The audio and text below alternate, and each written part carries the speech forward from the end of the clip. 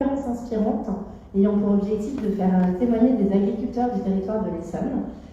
Ces conférences sont organisées donc par l'association Ferme d'Avenir, qui est une association de soutien à l'agroécologie, et l'entreprise Bluebees, une plateforme de financement participatif dédiée à l'agriculture et à l'alimentation durable, en partenariat avec Cœur d'Essonne Agglomération, l'ADEME et EcoCert. Donc, petit point pour commencer sur le programme Sésame, qui est un programme de transition agricole et alimentaire du territoire de Cœur d'Essonne, qui a pour objectif de nourrir 10% des habitants et 50% de la restauration collective en bio local d'ici 10 ans, et donc de créer et de faire transiter environ une centaine de fermes sur le territoire. C'est un programme qui a été lauréat de TIGA, le territoire d'investissement de grande ambition, en 2019. Et donc dans ce contexte, on organise une série de 6 conférences entre mars et juillet 2022, ayant pour thème la transition. Et donc ce soir, on invite 2 agriculteurs du territoire pour la thématique « Je change de vie ». Donc j'ai le plaisir de vous présenter Aline Orias, qui est installée à Gomez-le-Châtel, c'est ça, en plantes aromatiques et médicinales, qui est en partenariat avec Ferme d'Avenir autour d'une formation sur la création de micro-fermes en PPAM. Et Pierre-Nicolas Grisel, qui est installé en volaille de chair à Millet-la-Forêt, et qui vont tous les deux nous raconter un petit peu leur parcours et leur transition bécarienne. Et donc, je voudrais commencer avec Aline. Est-ce que tu peux, s'il te plaît, nous raconter un petit peu ton parcours, ta vie d'avant, et comment t'es venue cette envie de travailler en agriculture? Donc, bonsoir. Moi, au départ, en fait, j'ai fait des études de biologie, puis de journalisme. J'ai travaillé comme journaliste scientifique. Ça fait un peu plus de 15 ans que je travaille, toujours d'ailleurs comme journaliste scientifique.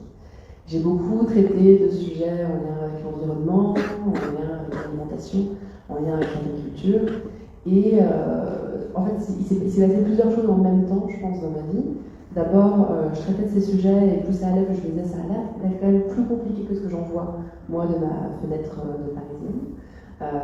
Et à côté de ça, j'ai des amis qui se sont installés en agriculture, à peu près à la même période, qui ont créé une ferme maraîchère dans le 91. Et c'est venu faire résonner pas mal de choses. En fait, je me suis dit qu'il y avait manifestement quelque chose à aller explorer de ce côté-là. L'ami en question, il était avant porteur de plaidoyer pour les associations environnementales au niveau de la Commission européenne. Et pour moi, c'était évident qu'il était là où on pouvait faire changer les choses. Et si lui, il décidait d'arrêter ça pour aller faire du maraîchage au fin fond, vraiment fond de l'Essonne, et qu'il se disait qu'il serait plus utile là, c'est qu'il y avait quelque chose que j'avais pas compris. Et du coup, je suis allée les aider. Dans un premier temps, j'ai quitté mon boulot parce que je me sentais de toute façon pas bien. J'avais l'impression que je faisais pour le coup vraiment pas avancer les choses. J'étais rédactrice en chef d'une revue très technique qui devait être lue par peut-être 200 personnes en France, qui étaient très contente de la lire devant, mais juste, j'avais vraiment l'impression que l'impact que j'avais n'était pas à la hauteur des envies que j'avais. Et donc j'ai aidé, les aider dans un premier temps, mettre un peu les mains dedans, et voir si ça pouvait accrocher. Et aujourd'hui, donc, est-ce que tu peux présenter rapidement ta ferme? Qu'est-ce que tu y fais? Sur quelle surface? Quelles pratiques tu mets en place? Donc, je me suis d'abord formée, du coup, j'ai fait un brevet de responsable d'exploitation agricole, et à la suite de ça, je me suis installée d'abord dans le cadre d'un espace test, d'un lieu où j'étais accompagnée par une structure qui s'appelle en l'occurrence les Champs des Possibles, qui est sur toute l'île de France et qui aide les agriculteurs à se tester. Et donc là, je suis maintenant installée sur un terrain qui fait 3 hectares, à Gomez-le-Châtel, à côté de là où j'ai grandi, c'est un peu rigolote, où je produis des plantes aromatiques, des plantes à tisane, des sels aromatisés, uniquement de la plante sèche, certifiée bio depuis le début, parce que j'ai repris une ancienne pâture. D'abord un ancien verger, mais ça faisait 30 ans que c'était en pâture. Et du coup, j'ai vraiment pu, dès le départ, et le certifier bio, et être vraiment dans un environnement extrêmement protégé, avec beaucoup de bandes enherbées, des fleuries, que j'ai voulu préserver au maximum des anciens arbres, des arbres morts. Donc, l'idée, c'était de se dire, dans un monde idéal, ce serait tellement plus pratique si j'avais que des planches de 25 mètres, mais je ne peux pas parce que j'ai des arbres. Donc, du coup, je me suis organisée avec la géographie de mon territoire pour respecter certains des arbres, et du coup, c'est un peu plus bancal que si j'avais été parfait, mais en même temps, il y a aussi tout l'intérêt que ça a en termes de biodiversité, que j'essaye au contraire justement de privilégier au maximum. Il y a tout un espace en bois qui est en train de se réensauvager. Et tout l'objectif, c'est vraiment de le laisser devenir dans la nature, de le toucher. Ok, super. Et toi, Pierre-Nicolas, même question. Quel était ton parcours avant et en quelle année tu t'es installé et qu'est-ce que tu fais maintenant? Alors, bonsoir. Donc, moi, je me suis installé en 2016 à Milly-la-Forêt, donc dans le sud de l'Essonne, en volaille de chair en poule pondeuse, avec une petite production d'arbres fruitiers qui a été plantée en fait, au fil des années. Alors, moi, à la base, effectivement, je n'étais pas agriculteur ni même fils d'agriculteur, mais j'ai fait une formation d'ingénieur agronome à l'école agronomique de Paris-Grignon en 2005, ça remontait, et j'ai travaillé dans la recherche, j'ai travaillé dans d'autres pays que la France, et pour finir, je me suis rapproché petit à petit de l'Île-de-France dans mes derniers emplois, où j'ai travaillé notamment pour une structure d'agriculteurs biologiques à Paris, en tant que conseiller, et pendant 3 ans. Et évidemment, en fait, moi j'ai toujours eu en toile de fond de m'installer, de devenir agriculteur. Là, ça tournait plus autour de l'arboriculture dans mes projets. Mais j'avais toujours ça en tête pendant mes derniers emplois. Et puis en fait, arrivé en 2015, c'est une décision qu'on a prise ensemble avec mon épouse, parce qu'on avait déjà 2 enfants qui étaient tout petits. J'ai décidé de demander pas la démission, la rupture conventionnelle avec mon employeur, qui était très compréhensif, et finalement pour pouvoir bénéficier très concrètement du chômage pendant 24 mois et laisser comme ça le projet se développer, enfin partir concrètement dans le projet. Et parce que je partais complètement à l'aventure, j'avais pas de foncier, j'avais absolument rien, j'avais pas d'attache, donc je partais soit sur de la location, soit sur de l'achat de foncier en Ile-de-France. Et finalement, les 24 mois que j'avais devant moi m'ont laissé assez serein. Et j'ai fini par trouver à Milly-la-Forêt, sur un terrain de 5 hectares et demi, une ferme à reprendre, grâce notamment à la SAFER Île-de-France, qui est un organisme pour faire rapide, qui permet à des porteurs de projets d'acheter du foncier. Et via cette institution, j'ai pu moi m'installer en 2016, donc quasiment 1 an après la rupture conventionnelle, j'ai signé chez le notaire, et 1 an plus tard, je vendais les premières volailles, on va dire. Donc ça a pris 2 ans pile, et j'ai eu beaucoup de chance, parce qu'il n'y a pas eu trop de problèmes. Super. Alors, première question pour revenir un petit peu en arrière. Est-ce que quand vous étiez dans votre ancienne vie, vous avez eu un jour un déclic, ou est-ce que ça a plutôt été une réflexion progressive? Moi, je pense qu'il y a eu les deux un peu en parallèle. J'avais déjà commencé à changer mes pratiques, notamment alimentaires. Je m'étais mis à consommer de saison, bio, dans la mesure du possible. Et même en faisant ça, il y a un jour dont je me souviens en particulier où je participais à un événement avec beaucoup de monde, et j'étais en cuisine, et je me suis retrouvée, je me suis retrouvée jusqu'au coude dans le poulet cru. C'est gluant, le poulet cru. Et j'ai vraiment eu un moment, d'abord un moment de dégoût, et après un moment de me dire, attends, mais c'est pas possible en fait, c'est du poulet sous barquette. Il n'y a pas un poil, il n'y a pas de sang, il n'y a rien. Comment tu peux être à ce point déconnecté de ta nourriture que ça te dégoûte de juste toucher de la chair que tu manges? Moi, je mangeais de ma viande à l'époque, donc vraiment ça me semblait délirant d'avoir cette réaction de dégoût. Je me suis dit, ma peau remettait complètement à l'aise. Il faut vraiment très rapidement aller remettre les choses en perspective et aller reprendre un peu les choses en main. Et c'est en gros autour de cette période-là que notre ami s'est installé en maraîchage. Et moi, je tournais vraiment en rond dans mon métier de rédactrice, où je me suis dit, en fait, je vais lui proposer d'aller l'aider, je vais aller voir si ça me plaît vraiment. C'est cette idée que j'ai de me dire, ok, en fait, ça suffit pas de juste attendre que d'autres personnes produisent bien, il va falloir y aller. Je vais aller les mettre à l'épreuve de la vie. Super. Et toi, Pierre? Moi, c'était effectivement, il y a eu un peu comme Aline, les changements de pratiques alimentaires au cours des années 2000, où effectivement, quand quand on quitte la maison et qu'on se nourrit tout seul soi-même, on est face à on a le choix de mal manger. Mais du fait de mes études dans l'agronomie, j'ai tout de suite j'ai bifurqué vers le bio aussi dans l'alimentation, donc c'était quelque chose que j'avais en tête, je ne pouvais pas manger autrement. Après, le déclic qui fait que tout à coup on a envie de prendre un risque énorme, de quitter son boulot et d'aller s'endetter pour 15 ans, et dans mon cas, on va dire, et de prendre le risque énorme de se lancer dans l'agriculture avec tout ce que ça implique, c'était de me dire que ce que je faisais avant, ça n'avait pas non plus de sens, mais que je voulais surtout moi donner encore plus de sens à ma vie, à ce que je faisais, et montrer aussi à mes enfants l'image que je voulais vraiment leur donner. Et donc c'était ça. Cette quête de sens m'a amené à vraiment vouloir travailler sur une exploitation agricole pour produire quelque chose et retrouver une part de liberté que je n'avais pas moi dans le salariat. Voilà. Je suis exploitant, mais je ne suis pas de salarié. Mais je suis de fait aussi un chef d'entreprise, c'est une petite entreprise. Mais voilà, et moi j'aime bien ça, prendre des décisions qui impactent mon quotidien et être le seul à devoir le faire. Bien évidemment, il y a ma famille derrière, mais tout ça se fait en concertation aussi. Mais voilà, moi j'apprécie beaucoup, et c'était ça vraiment que je voulais faire. C'était avoir un noyau familial qui tient autour de l'exploitation agricole. Ok, c'est rigolo parce qu'on voit tous les deux que c'est aussi venu par vos pratiques de consommateurs. Je voudrais revenir sur vos parcours de formation, parce qu'on les a rapidement évoqués. Qu'est-ce que vous avez fait exactement comme parcours? Comment ça s'est passé? Et est-ce que vous avez des recommandations à faire sur ces parcours de formation? Moi, j'ai fait pas mal de trucs, mais parce que j'aime bien les études en plus. Donc, j'avais déjà un master en sciences, donc un deuxième en journalisme, et c'est après que ça a pivoté.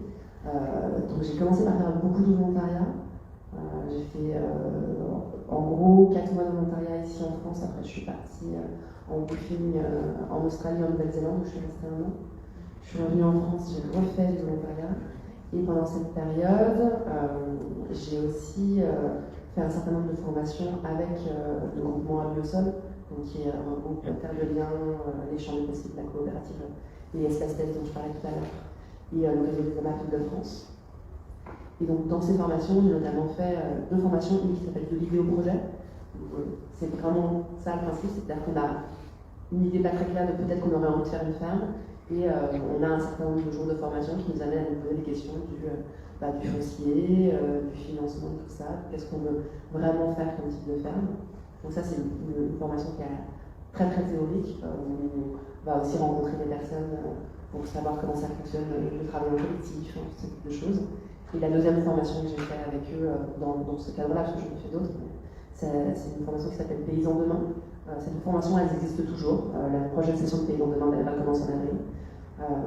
Les Paysans Demain, c'est à la fois des regroupements d'une douzaine de participants, où on se pose vraiment des questions sur, avec tout un tas d'exercices qu'on pourrait appeler développement personnel. J'imagine que c'est vers ça en tout cas que ça va, où on se pose la question de qu'est-ce qu'on peut vraiment faire avec ce projet agricole, qui on embarque avec nous dans le projet agricole, quelles sont les valeurs qu'on porte, tout ce type de questions-là, qui vient vraiment en fait permettre de dessiner beaucoup plus précisément le type de ferme, le type de pratique qu'on a envie d'avoir. Et ça vient avec de la pratique de terrain. Il y a 2 mois de stage, sous la forme de 4 fois 2 semaines, ce qui permet d'aller voir un certain nombre, en tout cas de faire une première expérience quand on l'a pas, d'aller voir un certain nombre d'exploitations différentes sur le même type de production, ou pas d'ailleurs. Et pour ceux qui ne sont pas du tout issus du milieu agricole ou qui n'ont jamais mis les mains dans la terre, c'est pas mon cas, mais quand même, ça permet vraiment de se faire un peu une première vision. Et moi, à la suite de ça, du coup, j'ai fait donc un brevet de responsable d'exploitation agricole d'1 an, spécialisé sur les plantes aromatiques et à tisane en bio. Et le BPROA Montmoreau à Lens-le-Saunier, dans le Jura, qui est vraiment très reconnu sur ces questions-là. Et c'était pas mal. Et puis, ouais, beaucoup de stages. Et moi, je recommande infiniment en fait, ça, d'aller pratiquer, d'aller sur le terrain, d'aller rencontrer des gens, de se confronter au terrain, à la réalité, de discuter, de poser des questions.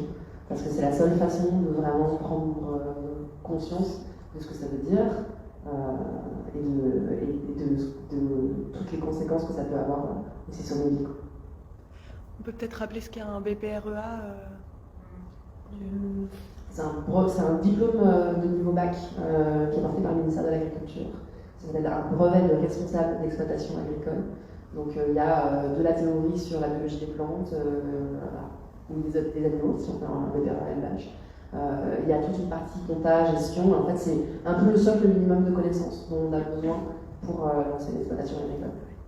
Minimum de connaissances. Est-ce que c'est un prérequis par rapport à la SAFER d'avoir son BPREA pour obtenir un terrain?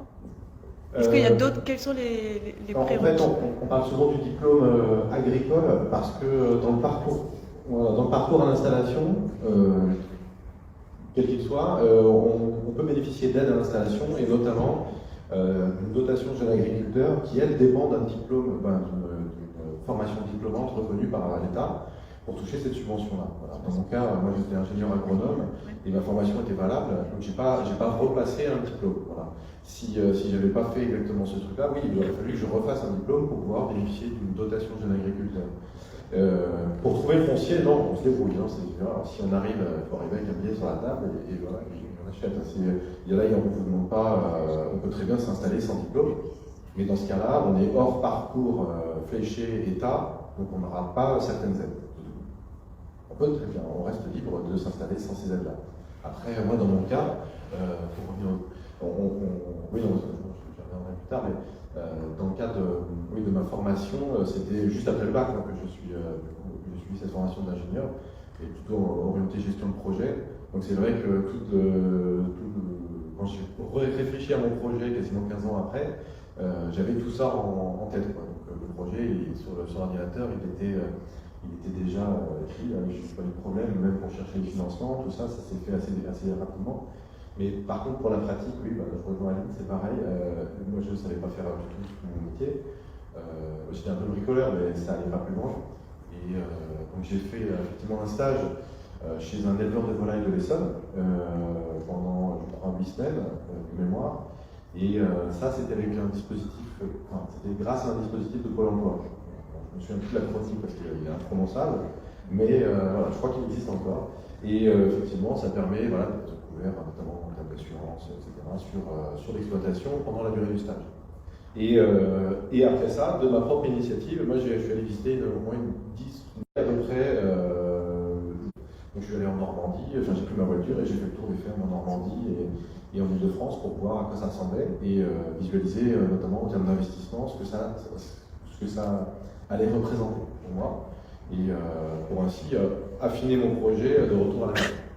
Donc on fait sans cesse des allers-retours entre la réalité pendant les stages et son tableur Excel pour pouvoir s'accorder. Mais c'est ça en fait, le parcours d'installation, c'est effectivement il y a des formations, puis il y a aussi des échanges sur le terrain, des échanges avec les autres stagiaires, des échanges avec les agriculteurs qu'on peut rencontrer pour pouvoir caler au mieux son projet sur la réalité. Parce que parfois, on peut avoir une vision du métier très éloignée de la réalité de ce qu'il est. Oui, tout à fait. D'ailleurs, Ferme d'avenir, on organise aussi des formations qui s'appellent Créer sa micro-ferme. Donc, c'est des formations qui durent une semaine et qui servent un peu à valider l'intérêt des porteurs de projets pour se lancer en agriculture, vérifier que ils ont bien préparé leur projet, qu'ils connaissent la réalité du métier d'agriculteur. Donc c'est une formation plutôt théorique dans laquelle on revient sur toutes les bases agronomiques et tout ce qu'il faut savoir en point de vue administratif, juridique, fiscal pour se lancer, et dans lequel on va aussi visiter plusieurs fermes, dont on a trois éditions en Ile-de-France, en Touraine et en Normandie, et on en sort une nouvelle édition spéciale plantes aromatiques et médicinales où on va justement visiter la ferme d'Aline. Et on organise 2 éditions en 2022, donc si ça intéresse certains d'entre vous, n'hésitez pas à aller voir. Et c'est aussi, donc nous, on donne les mêmes conseils, l'importance de vraiment bien tester le terrain et faire beaucoup de formations pratiques avant de se lancer. Je crois que vous êtes tous les deux installés en bio, donc j'avais envie de vous demander pourquoi à titre personnel, tu t'es lancé dans les plantes aromatiques et médicinales et pas autre chose. Et toi, Pierre-Nicolas, pourquoi les volailles et pas les vaches ou les brebis ou autre chose. Et donc, pourquoi en bio et pourquoi ce type de production? Je vais commencer par pourquoi en bio, parce que c'est venu avant. Ça, pour le coup, c'est vraiment lié à mon précédent métier. C'est vraiment à force de lire, d'écrire sur le sujet. En fait, moi, mon métier de journaliste, c'était vraiment journaliste scientifique, donc mon boulot, c'était de vulgariser des publications scientifiques pour qu'elles soient compréhensibles par le grand public. Et donc de partir vraiment de la recherche telle qu'elle est faite au jour le jour et d'amener cette connaissance-là vers le plus grand nombre. Et je suis restée très convaincue que c'était un modèle de production qui était absolument nécessaire, auquel il fallait aller, que c'était pas si facile que ça en avait. Et c'est aussi pour ça que ça m'a donné envie un peu d'aller voir concrètement comment ça se faisait. Et pourquoi ce type de production-là j'ai comme, je pense, beaucoup de personnes qui se posent des questions d'agriculture et de paysannerie. D'abord penser au maraîchage, j'en ai fait beaucoup. Et il y a plusieurs choses qui sont affrontées en même temps. D'abord, j'ai quelques soucis de santé qui font que c'était compliqué de faire du maraîchage, ça me faisait mal, effectivement. Donc je me suis dit, j'ai très envie que mon métier ce soit un métier passion et un métier d'engagement, mais si je dois avoir mal tous les jours de ma vie, ça va quand même être compliqué. Et dans cette pratique-là, j'ai aussi du coup eu la possibilité d'être chez des personnes qui faisaient et des légumes et des plantes aromatiques et des plantes tisanes. Et en fait, j'ai eu une sorte de double déclic qui est à la fois intellectuel et à la fois sensoriel. D'abord, j'ai un vrai amour pour cette plante-là. Je trouve que c'est justement d'un point de vue tactile, olfactif, visuel, un plaisir absolu à travailler. Beaucoup plus que typiquement en maraîchage, les poireaux froids en hiver et le chou pourri en fin de saison. Je vécu aussi, et sur lequel j'ai plus de mal à me rapprocher. Et à côté de ça, au moment où moi j'étais sur le terrain, il y avait beaucoup de personnes qui s'installaient en maraîchage. Et je me rendais bien compte qu'en fait la filière, donc PAM, plante à parfum aromatique et médicinale, en Ile-de-France, elle avait existé, elle avait été extrêmement puissante. Et elle n'existait plus vraiment, il n'y avait plus beaucoup de producteurs, alors en fait la demande est énorme sur notre territoire. Enfin, on a toute l'Île-de-France qui ne rêve que d'une chose, c'est de boire de la tisane locale, et il n'y avait personne en fait. Enfin, il y avait 2-3 producteurs, c'était complètement sous-dimensionné. Et je me suis dit, bah là en fait il y a un vrai truc à aller jouer, de dire il y a une filière qui est en souffrance, il faut voir si on ne peut pas l'aider à se restructurer. Et du coup, je suis aussi partie. C'est un projet politique à la base. J'aime aussi le côté, évidemment, travail de terrain, etc. Mais au départ, c'est vraiment un projet politique. Et moi, sur effectivement, l'installation en bio, ça s'est fait sans réfléchir aussi. C'était vraiment, je ne me voyais pas élever des animaux sans une labellisation en agriculture biologique. Ça vient aussi après en deuxième critère, c'est parce qu'effectivement, quand on va faire ce genre de produit, il faut aussi penser à le vendre. Et avant même de l'avoir produit, il faut quasiment savoir avec qui on va le vendre. Et où ça. Donc effectivement, on a des marchés, des magasins bio, des magasins non bio. Enfin, c'est deux débouchés totalement différents. Les AMAP aussi. Donc les AMAP, souvent les associations pour le maintien d'une agriculture paysanne. Donc elles travaillent essentiellement avec des producteurs qui sont certifiés pour diverses raisons, mais c'est comme ça qu'elles fonctionnent. Et donc moi c'est dans cette logique-là que je voulais m'inscrire. Et donc la labellisation rentrer en ligne de compte, donc c'est tout à fait logique d'un point de vue personnel et d'un point de vue commercial. Et donc voilà, ça s'est fait tout seul. Le terrain sur lequel j'étais, que j'avais racheté, effectivement, n'était pas bio, mais on a fait une conversion rapide, puisque c'était une prairie pour les chevaux. Donc en 6 mois, c'était réglé, et les premiers poulets, eux, ont été vendus directement sous label bio, tout de suite en 2017. Donc ça s'est fait très rapidement aussi. Voilà. Je sais plus ce que tu... C'est très bien, merci. Voilà. Question suivante, un peu sur l'argent, le nerf de la guerre. Combien a coûté vos installations respectives?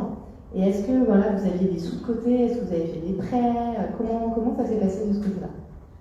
Alors moi, je suis vraiment partie sur l'unité minimale de la ferme, la plus petite ferme fonctionnelle. Et du coup, si on met tout bout à bout, on doit être entre 15 et 30 000 euros. Je sais pas, le détail est très très fin, mais voilà, c'est ordre dès là, on va être 30 000 euros comme ça. On est tranquille, on est sûr qu'on a tout couvert et déjà bien oublié. Et comme je suis très frileuse, j'ai eu la chance d'avoir et un peu d'argent de côté et des prêts familiaux. Parce que je me sentais pas de me lancer avec une financière. Ok. Et toi, Nicolas? Alors, sur l'élevage, c'est un peu différent aussi. Moi, du coup, je suis propriétaire du foncier d'un bâtiment que j'ai racheté en parallèle. Et donc le bâtiment pour abriter à la fois une fabrique d'aliments à la ferme, une petite boutique, une chambre froide, mon bureau et là, d'ici quelques temps, un gîte sur place. Donc tout ça, ça a un coût et sur la reprise, on était au moins à 300 000. Donc ça, c'est juste pour la reprise de l'existant. Et ensuite, il y a toutes les infrastructures qu'il a fallu qui sont passées en investissement pour la production des volailles, des œufs.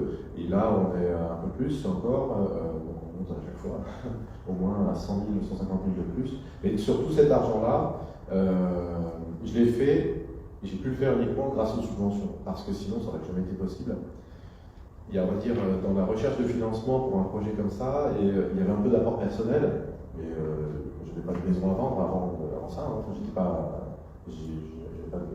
J'avais pas de bien immobilier, donc je n'avais pas de garantie non plus, mais donc j'ai eu un prêt bancaire, évidemment, et ensuite un peu de prêts familiaux, mais c'est pas grand-chose. Et surtout, donc, les aides à l'investissement pour le matériel, pas pour le rachat des terres, ça n'existe pas, mais pour le matériel neuf qui m'a servi à monter la ferme, donc la fabrique d'aliments, les cabanes d'élevage, beaucoup des infrastructures, les clôtures, voilà, etc. Tout ça, ça a été financé grâce à des fonds de la région, de l'Europe et de l'État, qui fonctionnent toujours actuellement. Même après être installé, on peut toujours solliciter, sachant que moi, en tant que producteur sur 5 hectares, je touche quasiment pas d'aide PAC. Donc les aides PAC en cours de carrière, moi, ça doit être 500 euros par an, donc c'est rien du tout. Et comment dire, donc il faut profiter de ces aides à l'investissement dès le début, en se penchant bien sur les dossiers, même si c'est rébarbatif, il faut mettre le nez dedans, et on peut se faire accompagner là-dessus, mais c'est essentiel, parce que sinon moi j'aurais jamais pu y arriver. J'ai oublié d'en parler, mais effectivement j'ai aussi été soutenue par ma communauté de communes et par ma mairie. La communauté de communes sous la forme d'une subvention et la mairie sous la forme d'un prêt. En fait, ils ont pris des parts dans la coopérative au sein de laquelle j'étais en espace test, et cet argent-là il a été fléché sous forme de prêt vers mon projet. Ben justement, je voulais vous demander, vous avez déjà un petit peu répondu précédemment, mais pourquoi vous vous étiez installé en Essonne? Et est-ce qu'il y avait un contexte familial, un contexte pédoclimatique qui était plus pertinent, ou justement des aides publiques ou des territoires qui ont fait une attractivité particulière pour vous être installé ici? Moi, je me suis donc non seulement installée en Essonne, mais je me suis installée dans la ville à côté de celle dans laquelle j'ai grandi. Et j'habite la maison de ma grand-mère. Donc vraiment, ça s'est fait de façon en fait, complètement naturelle. C'est-à-dire qu'à la fin de mon diplôme agricole, j'ai suivi mon compagnon à l'étranger pour son premier poste après sa thèse. Et quand on est revenu, ma grand-mère nous a mis la maison à disposition le temps qu'on vivait quelque part, parce qu'on avait tout quitté, on avait laissé notre appartement, forcément.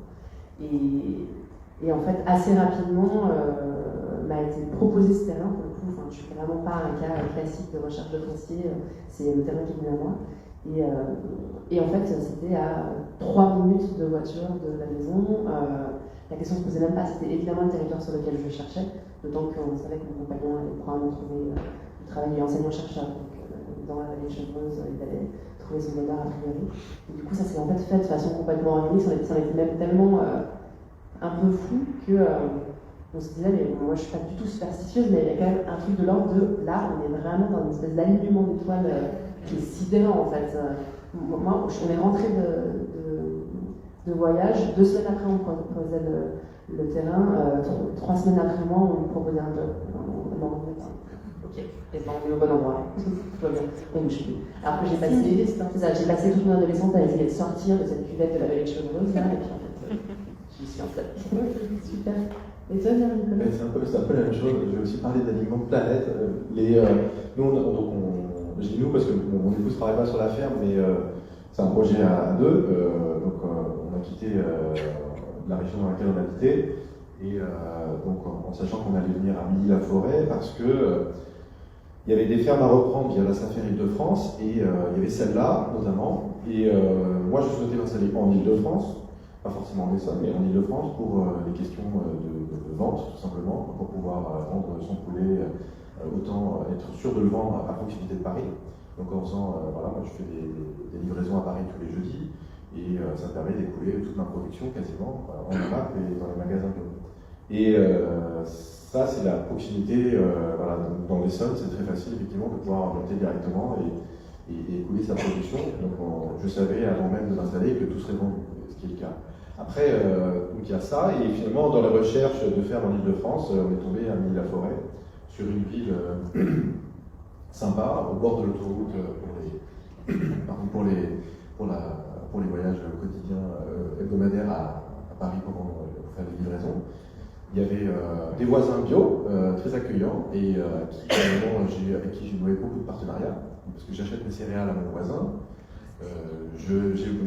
Mes poulets partent dans les AMAP de mes deux voisins maraîchers. C'est aussi deux voisins maraîchers qui récupèrent tout le fumier qui est produit sur la ferme pour leur culture.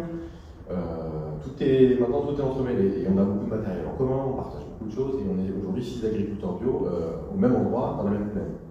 Donc il y avait ce contexte-là, il y avait effectivement la ferme qui était, le bâtiment qui était carré, le foncier qui était parfait, tout plat, on passe des bâtiments, l'élevage, au milieu d'une plaine qui était déjà bio, alors d'accord, ça fait, puis effectivement mon épouse qui retrouve un boulot juste à côté et dans la même ville un an plus tard.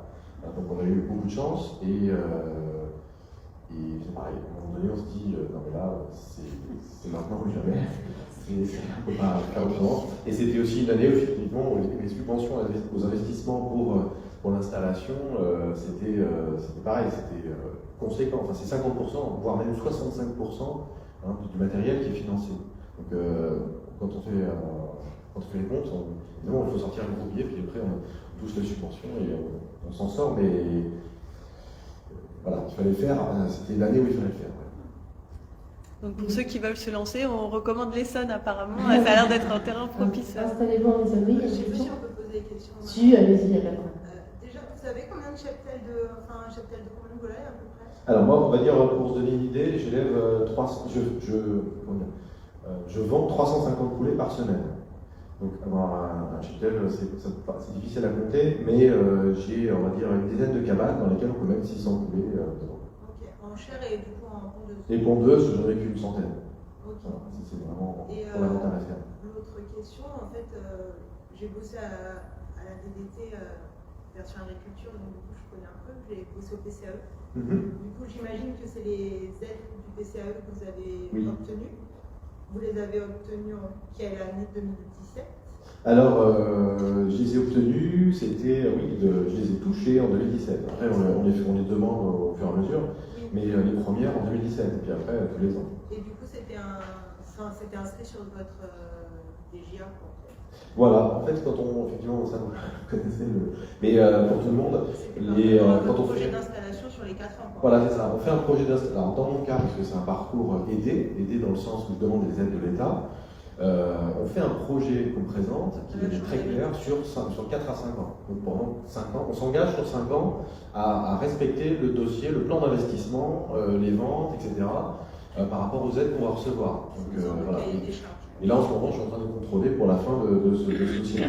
Et donc, j'avais effectivement inscrit dans ce dossier un certain nombre de financements et que j'ai respecté là au bout de 5 ans. Voilà, je n'ai pas fait de folie, je ne suis pas sorti des clous, enfin pas trop, mais on a une petite marge, mais en gros, il n'y a pas à s'inquiéter si on respecte l'essence de son dossier, de son projet à la fin. Et du coup, vous étiez sur les deux programmes, l'aide à la modernisation des bâtiments. Voilà, en fait, on peut piocher. Le même numéro, nous c'était la 80. Voilà, et après, il y a tout ce qui est machinerie en fait. Oui, en fait, on peut piocher dans trois grands types de dossiers d'aide. Alors, je ne me souviens plus, mais effectivement, on peut demander des aides pour les investissements, pour les bâtiments, pour des machines, et voire même aujourd'hui pour, par exemple, du végétal, pour des arbres fruitiers, pour des plantations pérennes. Donc il y a beaucoup de choses qui sont financées, il faut qu'elles soient... Tout n'est pas finançable, hein, mais effectivement, aujourd'hui, dans un projet d'installation, ça a beaucoup d'intérêt. Et puis, pour rebondir là-dessus, la région et l'Europe, les régions de manière générale et l'Europe, encouragent les jeunes agriculteurs et le bio, en fait, ce type de dotation, il faut y postuler en déposant un dossier, c'est par rapport à un nombre de points qu'on est sélectionné et qu'on a les financements à la suite. Par rapport au foncier, donc vous avez mentionné la SAFER, l'espace test, est-ce qu'il y a d'autres acteurs qui peuvent aider, notamment pour trouver du foncier en Ile-de-France? Des particuliers, ça dépend forcément la taille de ce qu'on recherche aussi. Moi, pour le coup, je suis locataire de mon terrain et il m'a été trouvé via l'espace test, mais en fait, il appartient à un particulier qui cherchait quelqu'un pour s'en occuper et qui a du coup contacté sa mairie, qui ne sait pas, contacté la Comcom, qui lui dit nous, on ne sait pas faire, mais on connaît une coopérative qui a un espace test, peut-être qu'eux, ils connaissent les porteurs de projet. Donc, dans mon cas, ça s'est passé comme ça. Mais effectivement, de mon côté, je ne verrais pas forcément beaucoup d'autres acteurs que les particuliers. Oui, alors effectivement, il y a la recherche de la main à main, on va dire, mais sinon, il y a aussi Terre de Liens au niveau national, donc en Ile-de-France aussi, qui acquièrent du foncier agricole en vue de le mettre en location à des agriculteurs bio. Qui fait de la veille sur le foncier. Voilà, c'est ça. Donc on a, mais effectivement, entre les... On a cette possibilité-là, via la location, mais pour l'achat, en général, ça se passe toujours chacun de son côté, en essayant de trouver la petite pépite. Alors, moi, j'ai aussi beaucoup fait, c'est anecdotique, mais on y croit aussi pas mal, c'est la veille immobilière sur les sites d'annonces immobilières, dans les vieux corps de ferme, avec 3, 4, 5, 10 hectares dedans. Voilà, c'est parfois... peuvent être démentiels, mais on peut quand même trouver des choses. Moi j'ai visité quand même des biens jusqu'en Normandie avant d'installer, qui auraient très bien pu arrêter ce type de projet-là. Il faut faire une veille. Et je vous dis, moi j'avais finalement 1 an pour faire cette veille-là. Si ça se trouve, il y avait le bien de mes rêves qui est paru l'année d'après, je ne sais rien, je ne peux pas le savoir. Mais... Ça c'est comme quand on achète une maison finalement. On ne sait pas ce qu'il y a. D'ailleurs, à ce sujet, Ferme d'Avenir a un site qui s'appelle La Bonne Pioche et qui sert de petite annonce agroécologique avec du foncier, des associations pour faire les collectifs, des chantiers participatifs et du salariat. Donc, vous pouvez à la fois aller voir pour éventuellement trouver un foncier ou si vous avez un foncier, le poster une annonce. Vous avez mentionné tous les deux à plusieurs reprises le fait que vous étiez en couple. Est-ce que c'est important d'avoir évidemment, j'imagine que la réponse est oui, d'avoir du soutien, mais est-ce que c'est vraiment important de s'installer à deux? Est-ce que quelqu'un qui est tout seul peut quand même s'installer ou est-ce que c'est vraiment dur les premières années? Est-ce que c'est un parachute indispensable d'avoir quelqu'un qui rapporte un salaire de manière régulière? Voilà, je voulais vous poser une question par rapport à ça. Je pense que ça dépend beaucoup du type de production et du type de commercialisation. Ce qui me semble assez clair, c'est que là, comme partout ailleurs, mais probablement encore plus que partout ailleurs, à la rigueur, il vaut mieux être seul que mal accompagné. C'est-à-dire que soit on a la chance d'avoir un compagnon ou une compagne qui est partie prenante et qui considère qu'effectivement c'est un projet de couple, même s'il ne travaille pas sur la ferme, et c'est le cas de mon compagnon aussi. Il m'a rencontré, j'avais déjà ce projet, donc je l'ai pris en traître, il savait pourquoi il signait, mais lui il m'a toujours dit c'est notre projet, moi il se trouve que je t'assure la stabilité financière pour que tu puisses le lancer sereinement les premières années sans que ce soit la course. Après, sur un projet de type typiquement le maraîchage à la map, en fait on est déjà dans un préfinancement, donc finalement ne pas avoir ce parachute-là, c'est pas forcément nécessaire. Moi je suis sur un type de fonctionnement où je commence à produire en mars, je peux commencer à vendre cette production-là à la fin de la saison, quand j'ai récolté l'intégralité de mes plantes et que j'ai pu faire mes mélanges. Sinon je ne vais pas dire aux gens, bah voilà, là on est en juin, je vais avoir de la lisource et du sureau, et puis c'est tout. Donc on est obligé d'attendre au moins cette première année en tout cas, d'avoir fait un cycle complet pour pouvoir commercialiser. Et pour ça, il faut quand même avoir soit les reins solides, soit beaucoup d'argent de côté, soit effectivement quelqu'un qui peut assurer à côté. Et après, sur la partie soutien moral et émotionnel, c'est sûr que c'est plus facile à deux, je pense. Aussi, comme ça a été mon cas, être très bien accompagné par ses amis de sa famille. Moi, la première année, mes parents étaient sur le terrain 1 fois par semaine pour les aider. J'ai fait des chantiers collaboratifs avec des copains. Voilà. Ça se fait aussi beaucoup comme ça. Et Et ça se fait beaucoup aussi comme ça entre agriculteurs. C'est aussi une entraide qui se met en place. Vous avez eu un bon accueil des agriculteurs qui étaient déjà installés à côté de chez vous. Toi, Pierre-Nicolas, tu disais qu'il y avait 6 agriculteurs bio dans la plaine. Oui, l'accueil c'est très bien fait. On a effectivement mes voisins. Il y a 3 maraîchers bio, un céréalier, une boulangère, une paysanne boulangère, et on a un conservateur des plantes aromatiques aussi, la forêt qui est en bio. Tout ça, c'est un microcosme, et effectivement, c'était assez facile de savoir. J'ai visité des biens pour m'installer via la SAFER où je voyais tout de suite que j'allais être que j'allais être seul. En cas de problème, en cas de coup dur, je voyais tout de suite la solution, j'appelle un copain, elle n'était pas là.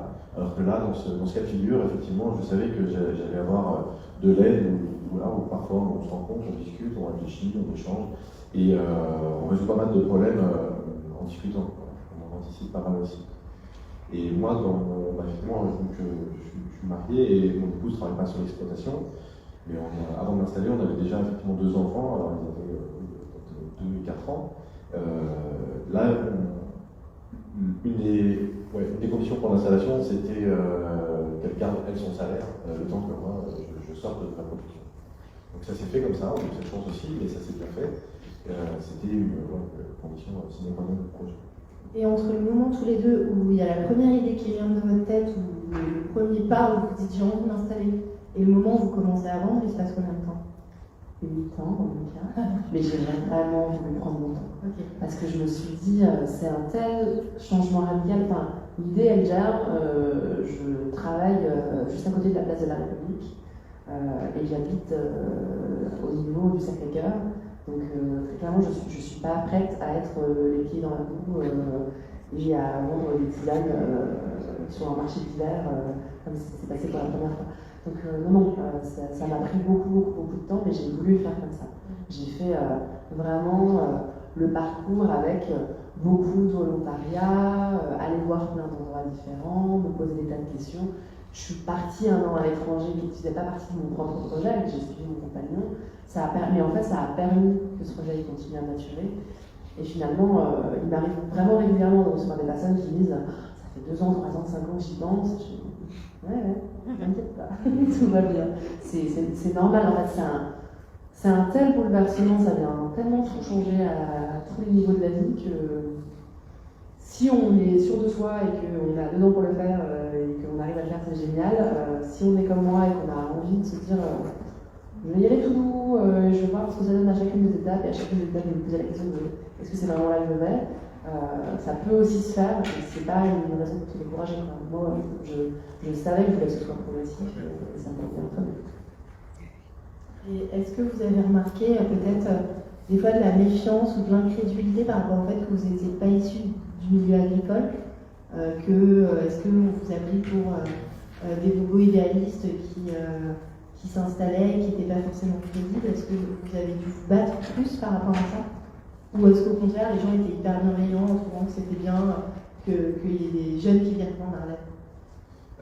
Non, dans mon cas, il n'y a pas eu du tout de regard négatif sur mon installation, ou même celle de mes voisins, parce qu'on est à peu près au même niveau. Non, je pense qu'on est arrivé, aujourd'hui, on est arrivé quand on a monté l'exploitation, on est arrivé avec un gros bagage aussi d'expérience, et quelque part, on savait qu'on était tout à fait capable de relever le défi. Et ce qu'on a su montrer assez logiquement en fait, dans les années qui ont suivi. Et après, moi, de par mon métier d'avant, où j'étais toujours en contact avec les agriculteurs, en fait, dans la recherche ou même après dans le syndicalisme, ça ne m'a jamais effrayé en fait, ce genre de discours. On va montrer ce qu'on est capable de faire et c'est comme ça qu'on trouve sa valeur de toute façon. Mais et après, c'est aussi en parlant de son métier, en discutant et en mettant en avant qu'on rentre dans le milieu, mais non, il n'y a pas eu du tout de projet de la part de la profession. Moi, je me suis installée dans un contexte très différent. Je suis au début des grandes plaines céréalières. Donc, mon terrain, il y a mon terrain, il y a une haie, il y a un champ en grande culture, il y a au bout de mon terrain, il y a une autre haie, la route et un autre champ en grande culture. Et donc moi j'arrive, je suis jeune, je suis femme, je ne suis pas issue du milieu agricole et je vais faire des plantes à tisane des fleurs. Autant vous dire que ça pouvait très mal se mettre. Et en fait, pas du tout. Et ça, vraiment, ça m'a beaucoup impressionnée de me dire, moi, ils m'ont pas accueilli à bras ouverts non plus, mais ils n'ont pas du tout été dans le rejet, peut-être un tout petit peu dans l'amusement, et en même temps, très vite, et ça c'est quelque chose que je crois qui est assez universel dans le monde paysan, très vite, ils voient que vous y êtes, n'empêche, le week-end quand il pleut, quand il fait froid, et que vous sortez des choses, et que vous vendez, et que ça se passe bien, et en fait, ça fait vraiment foi, quoi, qu'ils vous voient bosser et ils se disent ok, ma petite cocotte, en fait, elle fait ce qu'elle dit et ça marche bien, quoi. Et je pense qu'évidemment, alors après, on peut aussi tomber sur des voisins vraiment infects. Moi, j'en ai eu un avec lequel c'était plus compliqué qu'avec l'autre. Et même avec lui, en fait, à un moment, je lui ai montré qu'il ne pouvait pas marcher sur les pieds. Et en fait, le respect il vient tout de suite, quoi. Ils peuvent avoir tendance à pousser un tout petit peu, mais s'il y a des répondants en face, en fait il y a quelqu'un, c'est bon. Démonstration par exemple. Par rapport à vos circuits de commercialisation, Pierre-Nicolas, tu en as parlé un petit peu, alignement, comment ça s'est mis en place, comment vous y avez réfléchi et concrètement, lesquels sont-ils? À quelle proportion à peu près? Alors moi c'est encore très très évolutif. Ma toute première commercialisation, c'était le marché de Noël de la ville dans laquelle je me suis installée. C'était très important pour moi que ce soit ça. Et c'est vraiment devenu un rendez-vous. En fait, j'ai une clientèle qui est extrêmement fidèle, qui fait très plaisir. Donc je sais que ma clientèle va me suivre, éventuellement venir sur des marchés où elle sait que je suis pour se réapprovisionner. Donc ça, c'est toute la partie marché producteur, marché de Noël, marché à thème, marché de mouvement, ce type de choses. J'en fais une dizaine par an, quelque chose comme ça. J'ai un certain nombre d'AMAP avec lesquels je travaille. Et depuis, on va dire, depuis un an, je travaille aussi avec des magasins spécialisés. Donc, que ce soit, et là, dans ces cas-là, je travaille sur le vrac. Donc j'ai beaucoup développé le vrac avec des épiceries, des magasins bio et des magasins de tisane.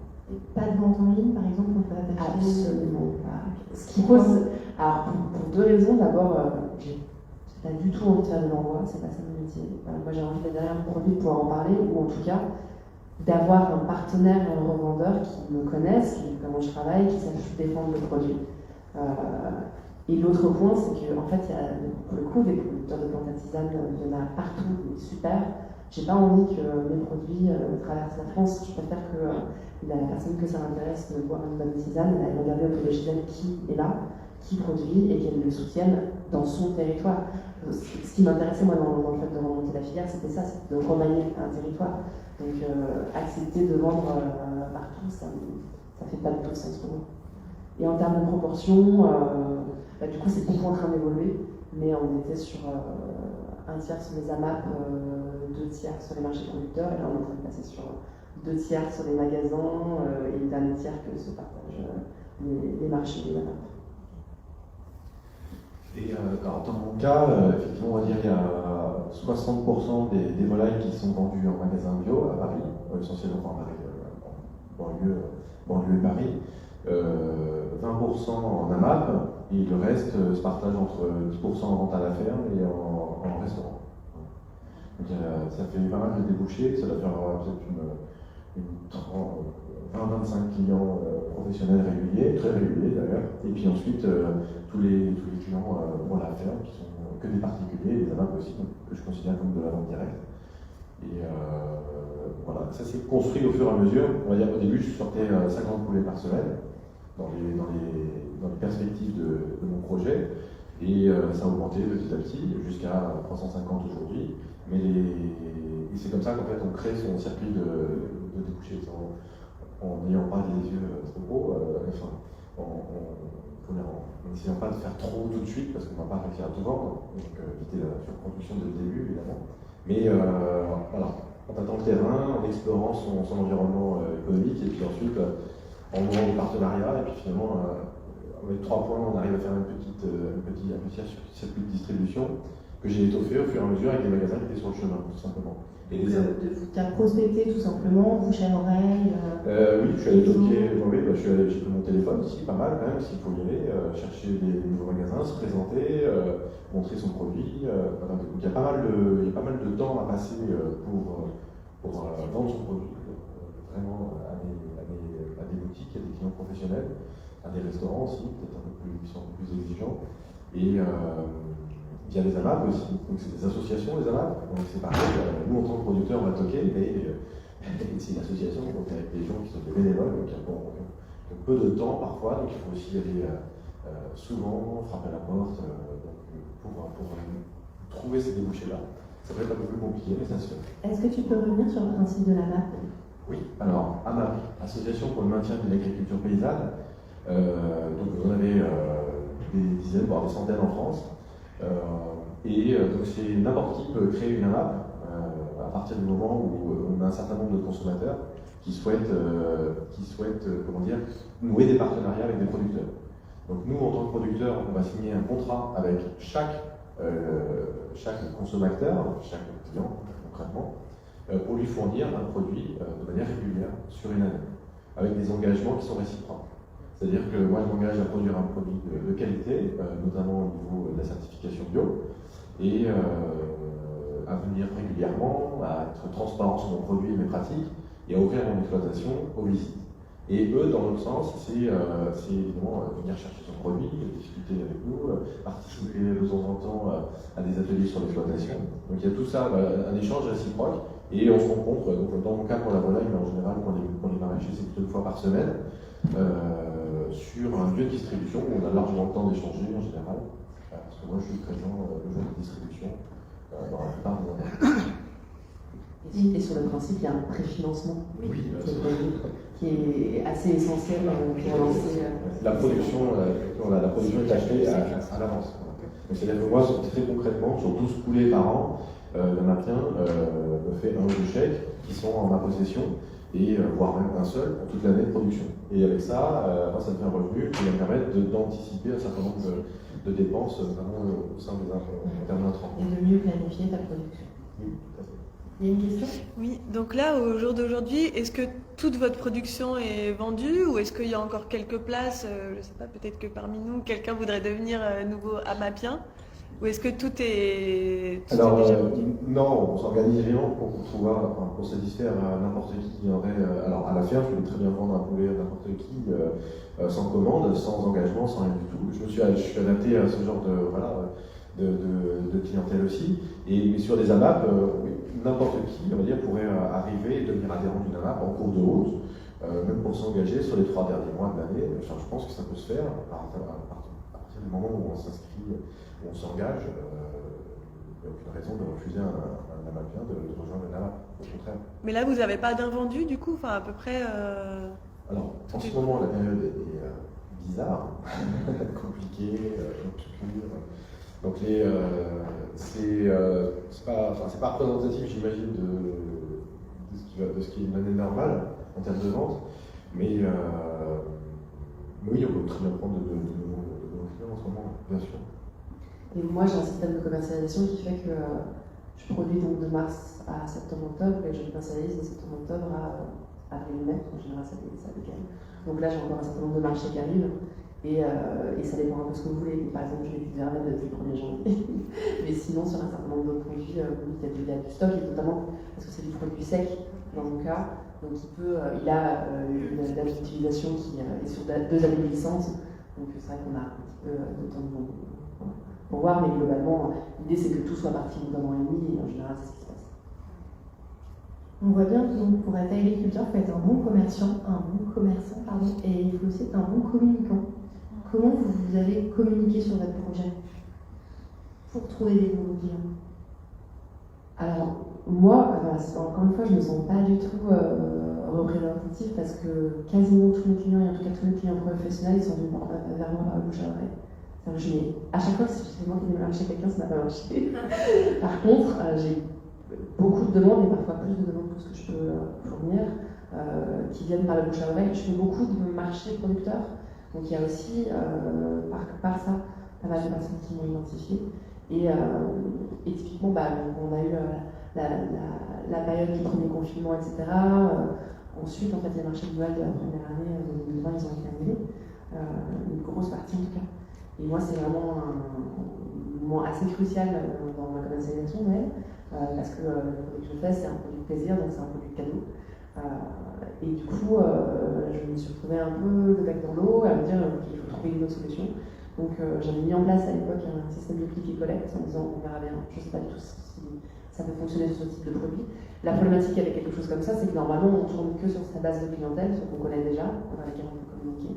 Et en fait, je me suis rendu compte que ces gens-là en parlaient à leurs amis en famille, leurs collègues.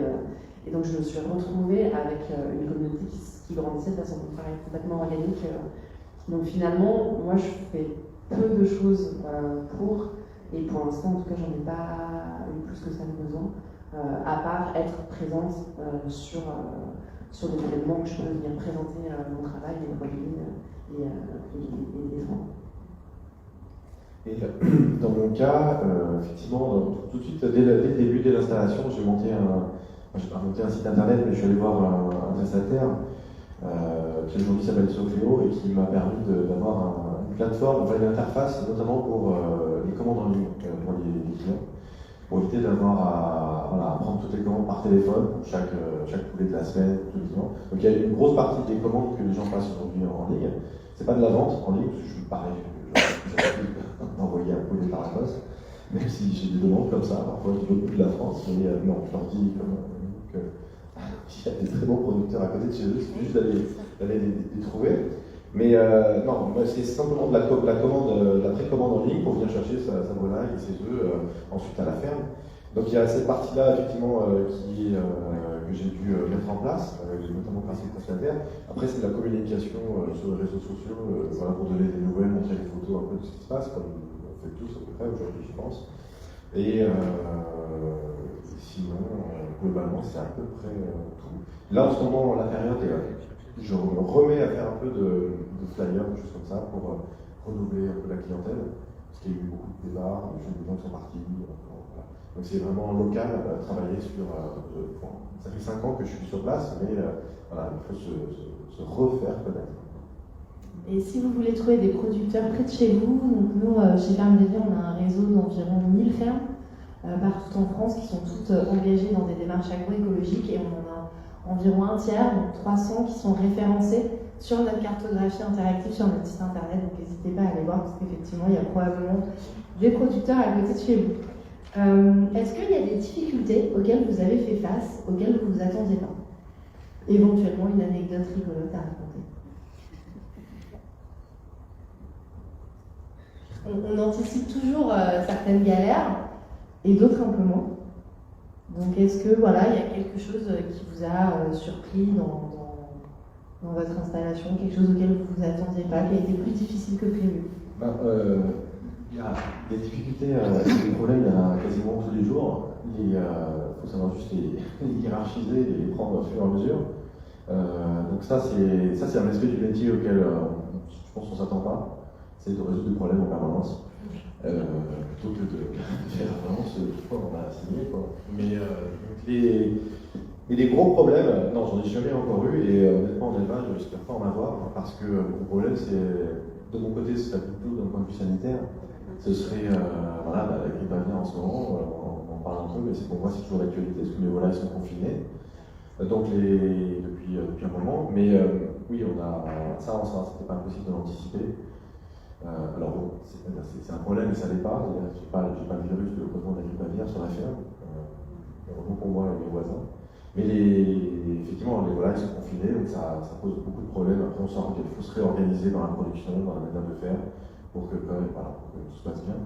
Mais oui, ça c'était pas prévu. Je n'avais pas prévu d'enfermer mes volailles 6 mois par an, et ce tous les ans, parce que ça va se répéter. Je fais partie de ceux qui ne sont pas contents de ce système-là. Je suis très d'accord sur le côté, il faut être très adaptable parce qu'effectivement on va arriver sur le terrain en disant ok donc là c'est bon, je vais récolter ça, et en fait on arrive et je sais pas, la dernière fois le cheval du propriétaire s'était enfui, il avait marché partout Donc en fait, il fallait d'abord que je commence par sauver les plantes qui étaient sauvables, et après j'allais pouvoir faire ma récolte de la journée. Et redresser mon pluviomètre qui avait foutu par terre. Et ça, c'est tout le temps. C'est à peu près tous les jours. Donc on passe notre temps à arriver et en fait à changer de plan, et puis à rechanger de plan parce que la météo a changé. Moi je fais en plus de la cueillette sauvage, donc c'est ok, c'est bon, maintenant c'est le moment du tilleul, il se voir, bon, bah, du coup on va rentrer sous les serres. Donc c'est tout le temps à se réadapter. Mais ça c'est vraiment, enfin, c'est la partie intégrante du métier, et en fait très rapidement ça devient juste une habitude. Je crois que la chose que moi j'avais pas anticipée, c'est le temps de mise en place des infrastructures, et notamment tout ce qui est réseau d'eau et d'électricité. Réussir à avoir le raccordement et avoir quelqu'un qui dit « Ah bah oui, bah on peut passer dans 3 mois. » Ah d'accord, ben, je vais faire sans électricité, c'est pas grave. Voilà, donc c'est rien de grave, mais juste ça vaut le coup de bien se dire il faut beaucoup l'anticiper quand on s'installe. Ok. Et est-ce que vous auriez des conseils pour des gens qui voudraient s'installer comme vous? Formez-vous, allez sur le terrain, allez rencontrer des gens, même si c'est une demi-journée. C'est vraiment hyper essentiel d'aller s'inspirer de ce que font les autres. Pas que on vient d'ailleurs, hein. Enfin, moi il y a une partie de mes stages, je me suis dit alors ça, non, je ne ferai pas ça. Mais en même temps, si je ne l'avais pas fait avec eux, je ne me serais peut-être pas rendu compte que c'était complètement con. mais parce que pour eux ça fonctionne, mais pour moi pas du tout en fait. Et c'est un tas de toutes petites choses. Moi, dans mon métier, l'ergonomie est hyper importante, dans tout les métiers agricoles. Il y a des personnes qui utilisent des types de séchoirs avec des fonctionnements qui ne pourraient pas du tout aller à ma propre morphologie en fait. Donc moi j'ai pensé l'intégralité de mon outil de travail en fonction de ma morphologie pour ne pas me faire mal au quotidien. Et ça, si on ne l'a pas un peu testé, si on ne s'est pas rendu compte dans le vif du sujet à force de faire 40 fois, 50 fois, 200 fois le même geste que ça ne va pas passer, on peut complètement partir de travers et se créer un outil qui en fait nous fait mal. Oui, non, tout à fait. Ça, c'est sûr. Ta question, c'était le message à la passer. Oui, une première chose, se former, se faire accompagner, sachant que se faire accompagner quand on est tout seul devant son ordi au début, c'est assez simple. Il suffit simplement de rejoindre ces groupes dont on a parlé, par exemple le groupement comme Biosol, le mouvement des AMAP, le mouvement. Il y a plusieurs associations, le GAB Île-de-France pour le bio d'Île-de-France par exemple. Des partenaires dans lesquels on peut s'inscrire pour des formations, on va rencontrer des gens, des porteurs de projets comme nous, donc on va échanger, on va se mettre dans un milieu où on a entre des personnes qui ont les mêmes idées, et là on sera moins seul. Donc il y a cette idée-là, se former, se faire accompagner, et après effectivement dans le projet, quelque chose qui est plus introspectif, mais penser l'ergonomie de sa ferme, effectivement, c'est aller à la rencontre d'autres paysans, voir comment ils travaillent. Et eux, ils travaillent dans leur ferme, qui a grandi avec eux, ça fait des années qu'ils fonctionnent comme ça. Alors, recopier ce que font les autres, c'est pas la bonne idée, effectivement. Il faut vraiment piocher les meilleures idées et les adapter à son fonctionnement à soi. Et moi, c'est pareil, je savais très bien, j'ai visé, en fait, très concrètement, l'étape en fait dans le processus de production qui demande le plus d'exercice, le plus de physique, le plus de temps, c'est d'aller attraper les poulets pour les mettre à l'abattoir, c'est de la mise en caisse, c'est des choses qui sont compliquées, qui sont la nuit. Très clairement, moi je ne suis pas salarié, je suis tout seul, aujourd'hui je le fais, c'est facile, c'est le tracteur qui travaille pour moi quasiment, mais tout ça, ça s'est mis en place, j'ai décidé de la taille des cabanes, la largeur d'ouverture des portes, le nombre, beaucoup de petits détails se sont faits pour que moi, cette étape-là, qui est la plus chronophage, soit la plus facile à faire. Et une fois que ça c'est facile à faire, le reste est facile à faire. Donc entre guillemets. Mais je veux dire, il faut bien viser l'étape la plus contraignante et vraiment avec les outils qu'on peut avoir, la rendre facile. Et ça, cette étape-là, on peut l'avoir que si on l'a vu chez les autres. Donc encore une fois, bien se former et aller sur le terrain avant de partir. En termes d'accompagnement, Ferme d'Avenir, il y a un programme qui s'appelle le Ticket Coaching, qui est tout simplement un guichet téléphonique auquel les porteurs de projets peuvent solliciter. On a une équipe d'agronomes qui répond aux questions gratuitement. Donc si jamais vous avez des questions sur votre installation, ou même si vous êtes déjà installé et que vous voulez aller davantage vers l'agroécologie, n'hésitez pas à soumettre votre problématique en ligne et on vous rappellera très vite.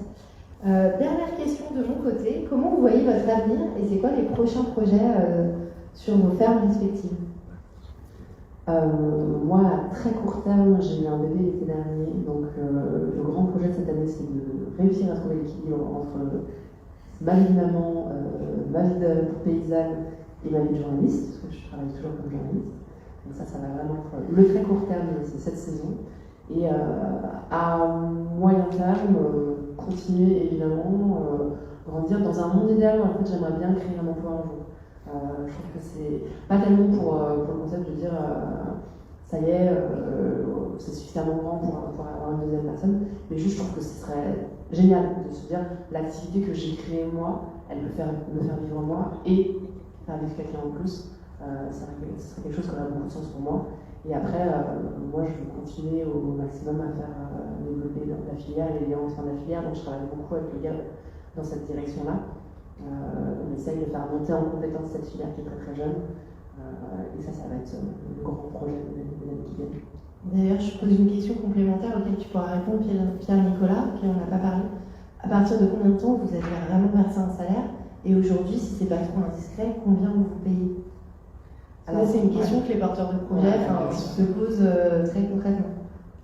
Moi, du coup, j'ai commencé à cultiver en mars 2019, j'ai commencé à commercialiser en décembre 2019 et j'ai commencé à le payer en décembre 2021. Donc 2 ans après. Et je me paye, je suis pas à temps plein, parce que j'ai une activité journalistique à côté, et je me paye 1 000 € par mois. Mettons 10 € en travaillant pas à temps. Ouais, c'est ça. Ok. 1 000 € à peu près. Alors sur les projets, là j'ai eu beaucoup de projets, parce que depuis 5 ans j'en ai un par an, on va dire, c'est malgré moi, mais ça donne envie parce que la ferme est grande et il y a tellement de choses à faire. Donc il y a eu des vaches de volaille, ensuite j'ai planté des arbres fruitiers, j'en ai planté un millier tous les ans. Donc là, encore cette année, et encore cet après-midi, j'étais dedans, là, dans la plantation. Donc les arbres, ça m'a bien occupé et bientôt ils vont donner des pommes. Et ça va être une autre partie de plaisir. Donc il y a ce projet-là, effectivement, de transformation sur la ferme en une production de jus de pommes bio.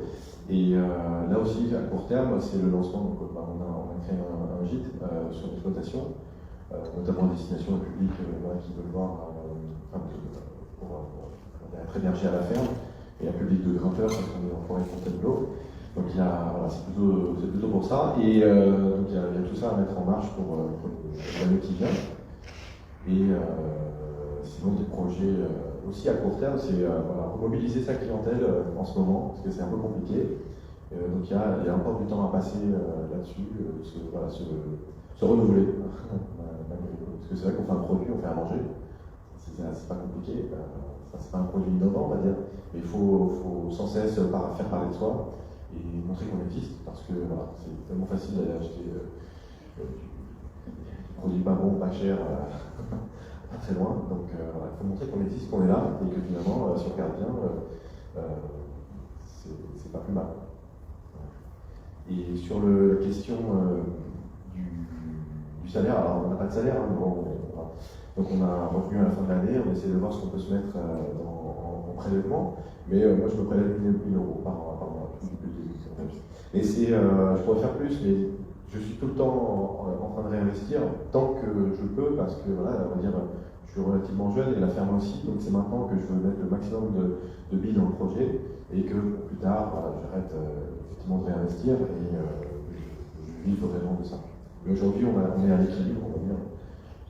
Financièrement, il n'y a aucun souci, mais je suis plutôt dans cette démarche de ne pas trop prélever pour pouvoir financer mon projet.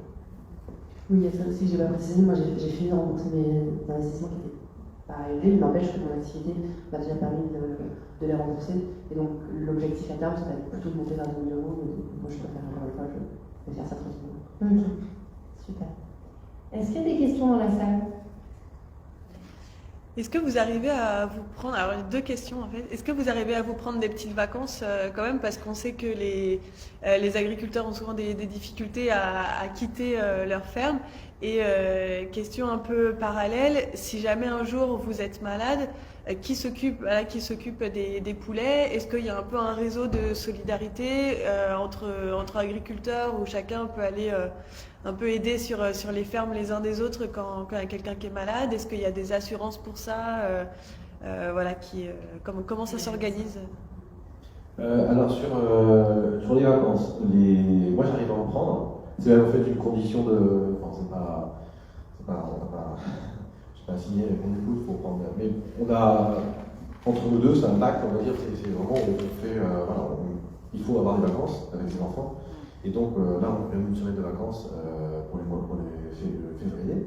Donc on est parti. Moi, j'ai pu partir une semaine et j'ai laissé l'exploitation à des gens de confiance pendant une semaine. Mais bon, il n'y avait pas de vente à faire, il n'y avait pas de commercialisation, il y avait juste nourrir les bêtes, entre guillemets. Donc c'était pas très compliqué. Ça veut dire que moi, c'est une semaine sans vente. Et là, c'est vrai que j'ai du mal à m'en passer de ne pas vendre pendant une semaine, c'est compliqué. Partir en vacances, c'est plus important. On fait comme ça. Et ensuite, au mois d'été, je peux repartir encore 2 semaines. Donc je peux prendre 3 semaines de vacances. Mais c'est vraiment en m'éloignant de l'exploitation. Mais ça ne veut pas dire, je ne m'éloignerai jamais très loin. Et par contre, pour trouver quelqu'un qui vienne sur place, ce sera soit quelqu'un de ma famille, mais je ne pourrais pas demander à un voisin agriculteur de s'en occuper, parce que lui, c'est trop. Il pourra venir jeter un œil, mais il ne pourra pas aller ramasser des œufs, faire le tour, non, il ne peut pas faire ça. C'est vraiment. Moi, quand mon voisin maraîcher part, le seul truc qu'il peut me demander de faire, c'est d'ouvrir ses serres le matin, de la fermer le soir, et voilà, c'est à peu près tout ce que je suis capable de faire dans le temps qu'il est parti, et jeter un coup d'œil si tout va bien. C'est pas une grosse fuite, un gros machin qui est cassé, s'il y a un coup de vent, n'importe quoi, qu'on n'a pas là. C'est surtout ça qu'on va chercher à faire, c'est garder un œil sur l'exploitation de l'autre. Et non, après, il faut trouver quelqu'un qui va s'en occuper. Moi, côté vacances, je peux prendre 6 semaines de vacances, 3 en hiver. En gros, je termine ma commercialisation avec Noël et je préviens bien intégrer avec ma clientèle. J'ai le principe que si je pars pendant 3 semaines, personne ne va faire un manque de tisane. Normalement, ils ont pu faire leur stock et tout va bien se passer. Donc, je me permets de partir quasiment jusqu'au fin janvier. Et après, j'ai moi aussi maintenant un petit, donc qui est des vacances à quasiment toutes les vacances scolaires, ce sera nécessaire, que ce soit, quelle que soit la forme que ça prendra, mais en gros, l'idée c'est de pouvoir prendre entre 4 jours et une semaine à chaque fois, avec des problématiques qui font que sur mon type de produit, contrairement par exemple au maraîchage où si on ne récolte pas les courgettes pendant une semaine, en fait on ne peut plus rien faire. Moi, ça peut s'organiser, c'est-à-dire qu'il y a des plantes que je peux très bien dire, bon voilà, elles sont un peu limites, mais si je la récolte maintenant, je peux partir une semaine. De toute façon, la prochaine coupe, elle sera dans 2 mois.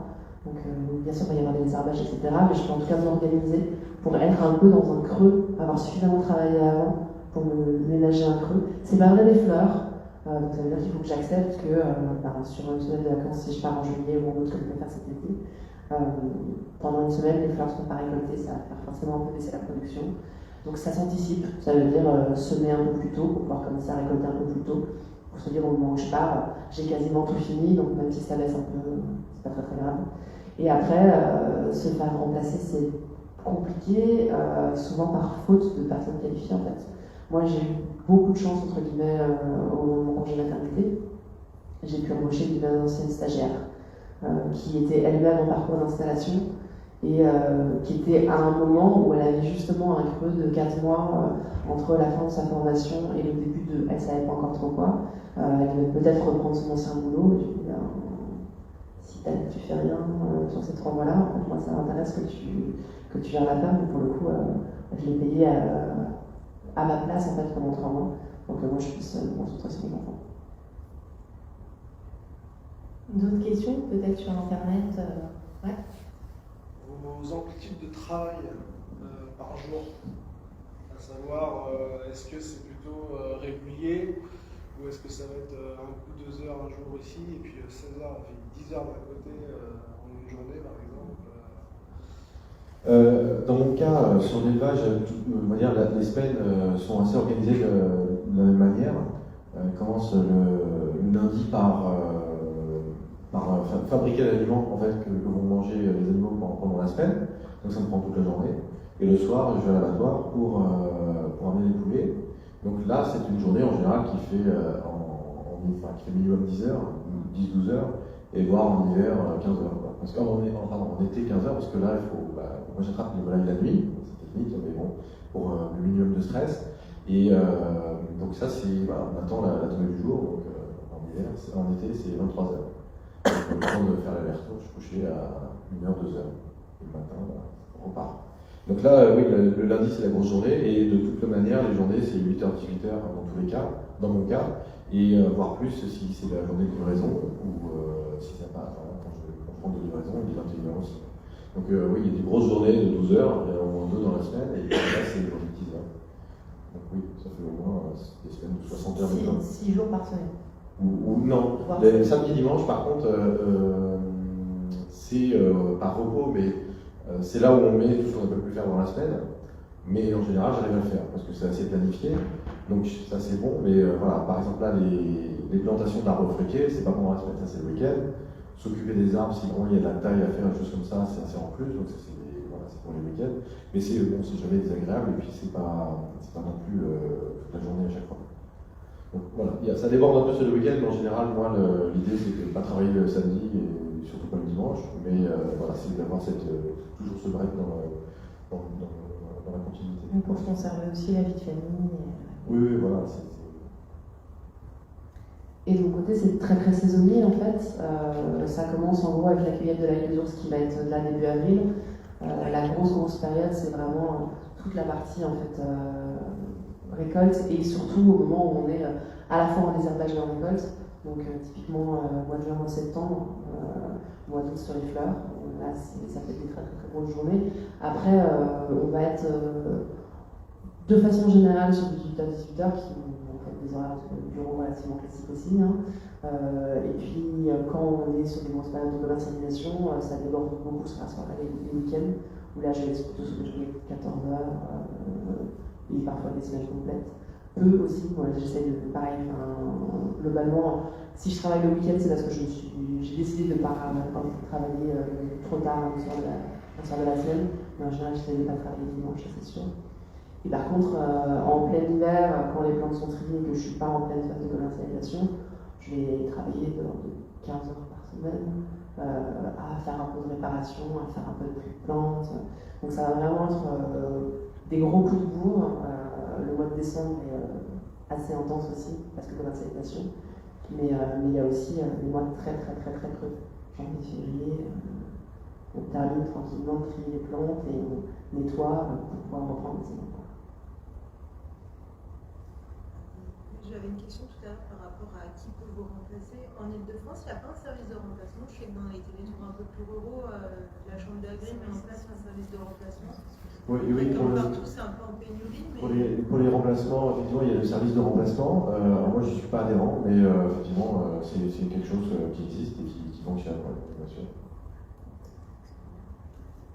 Typiquement, je sais qu'il existe aussi.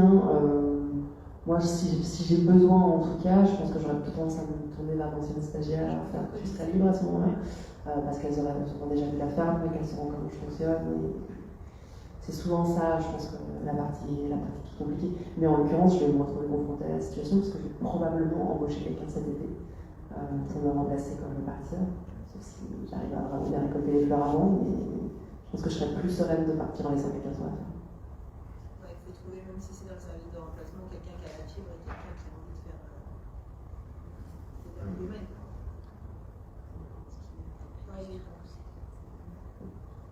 Est-ce qu'il y a d'autres questions? Si j'ai bien compris, vous avez 3 hectares, c'est ça?